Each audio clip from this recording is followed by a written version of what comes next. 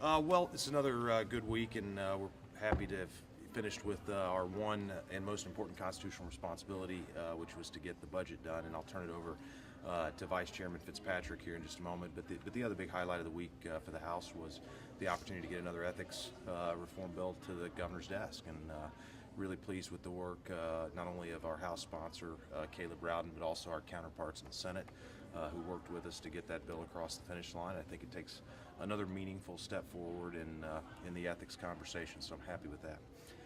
But the budget was obviously the centerpiece of the week, and a lot of credit to the House and Senate conferees on both sides for working through some significant differences between the two versions. I'm happy with the bill. It's a budget that's once again balanced. It's a budget that's balanced while investing in our priorities, including record funding for education again.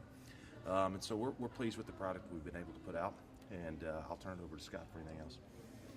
Yeah, so as far as the budget goes, I think one of the things we're most pleased with is that since the first time since 2012, we've actually budgeted some money for a supplemental because it's kind of become a trend these days.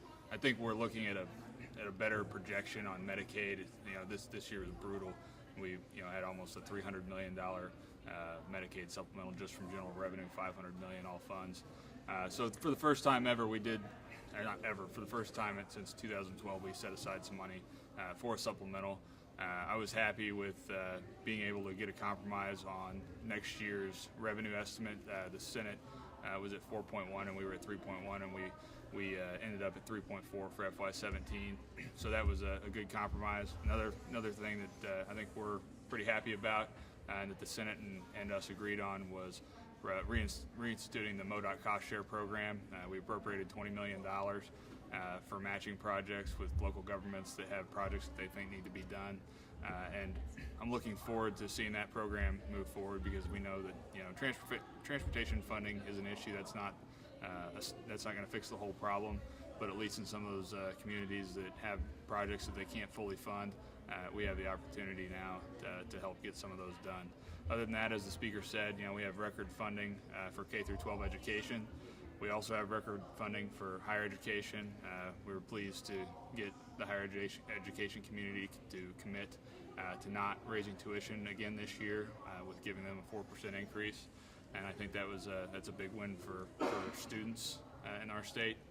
And other than that, I think we're just pleased that we have a balanced budget, and look forward to hopefully having some positive action from the governor on that and moving on, finishing up the session.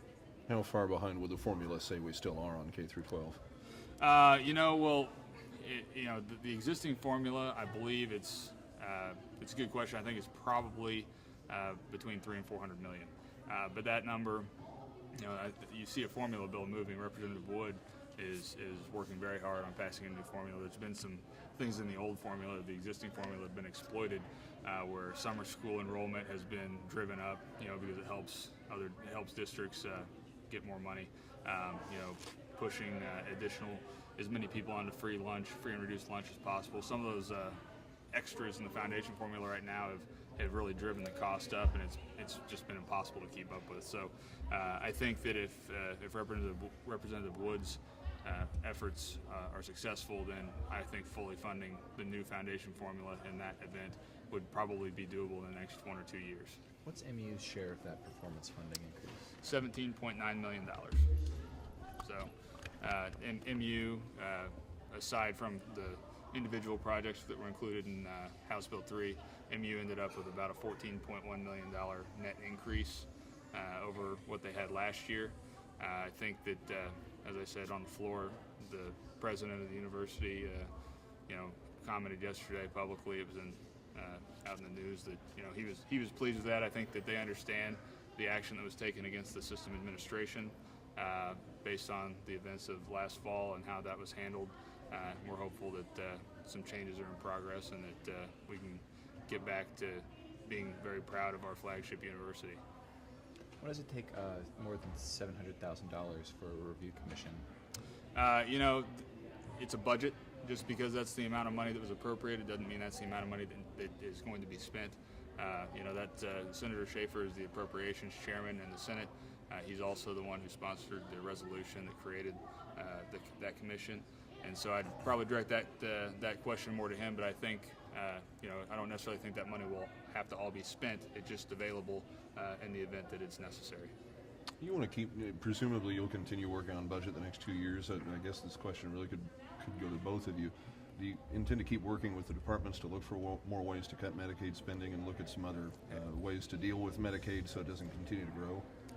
Yes, that's something that during the hearings we did discuss, and I point blank asked the director of Mo Health Net, Dr. Joe Parks, for any ideas that he thought would help us, curb that cost. One of the things that we did do, as I said, in House Bill 12, we provided $300,000 of funding for the Joint Committee on Mo Health Net oversight, so that they can begin to really dive into that. Hopefully, even over the interim, dive into the Medicaid program and see what we can do to find some efficiencies and bring the cost of that program back to a reasonable level. Great. Anything else? All right. Thanks, guys. Anything else? Go ahead. Aside from budget. So you got the money for transportation now in the budget. What's the prospects for the transportation tax proposal that passed out of the Senate? Well, it's been referred and it's in committee, and we'll let the committee process play out there. And we've got some members that are interested in giving it a fair hearing, and we'll do that. And, we'll see where it goes from there. That was not something, a tax increase, I know, is not something that leadership favored. Is it even less desirable now that the amount has gone up?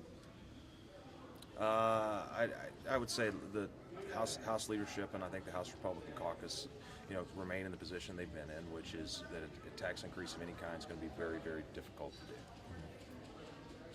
How do you feel about the Senate action to bring the gift ban down to a $40 cap? Well, here's the way I feel about it. I feel like this is another example of how our decision to do these bills as single subject bills early in session is working. We knew that there were going to be differences of opinion on the specifics within these ethics bills, and we didn't want any one of those specifics to doom the whole package to failure. So I'm happy that the Senate's continuing to move those forward. As we've seen, when we're able to get those bills into conference, we're usually able to hammer out a pretty reasonable compromise that both chambers can support. I'm confident that's going to happen on the gift ban as well. The Senate has passed a bill, too, to deal with the juvenile life without issue. With 3 weeks left, can that get through the House? Is that a priority? It can, and it is a priority, and our Judiciary Chairman, Representative Cornejo, has been working hard on that since early in session. There are clearly some differences in what the specifics of that are going to be, but I think that's one of those things that's still right there on the tee for us to get done before the end of session. All right, guys, last question. How has the national attention on the religious objections bill changed your thinking at all, or how has the lobbying for it changed? I don't think the lobbying's changed people's perspective on this issue. I think you're seeing across the country a very serious conversation happening about how people deal with this question of religious liberty. Missouri is no different, and the Missouri House is no different. Have you ever felt this kind of pressure on anything? Oh, listen, in every year there is the issue that becomes the biggest, most pressure-filled issue of the year. SJR 39 clearly stirs up some strong feelings on both sides, and it's one of those issues that's it's going to be a big topic this session. What are the priorities for next week? Thanks. Austin can say what priorities are for next week. As you know, our floor leader, Representative Searport, has been seriously ill this week. We've heard good news that he's feeling better. We expect him to be back on Monday. I've enjoyed taking his role for a while, but I'll be happy to give him back the tiller when he gets back on Monday. So that's kind of my long way around the barn way of saying he will set the agenda because he'll be resuming his role as floor leader on Monday. Yeah. So, but I would expect us to go to a lot of third reads on House bills and probably get some Senate bills as well. All right. Thanks, guys.